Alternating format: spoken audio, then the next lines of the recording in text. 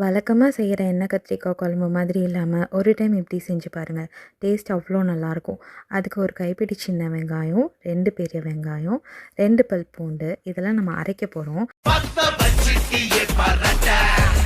ஸ்டவ்வில் கடாய் வச்சு ஆயில் ஊற்றி ஃபஸ்ட்டு பூண்டு, தென் வெங்காயம், 3 தக்காளி, கொஞ்சோண்டு புளி, 2 ட்ரை சில்லி, கிளிப்பை மிஸ் ஆயிடுச்சு, ஒரு கைப்பிடி கொத்தமல்லி. இதை மட்டும் ஸ்கிப் பண்ணிடாதீங்க, இதுதான் டேஸ்ட்டே கொடுக்கும். இதெல்லாம் அரைக்கிறப்போ கூட 2 ஸ்பூன் காரக்குழம்பு தூள் போட்டுக்கோங்க.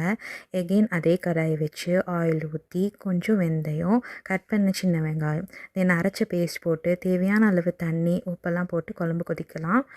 கொதித்து வரப்போ நம்ம கட் பண்ணி வச்சுருக்கிற கத்திரிக்காயை உள்ளே ஆட் பண்ணி ஒரு 20 மினிட்ஸ் குக் பண்ணி எடுத்தால் சூப்பரான குழம்பு ரெடி. அது சாப்பிட்றப்போ நீ வந்த என் வாழ்விலே பூ பூத்த என் வேரிலே அப்படி இருக்கும்.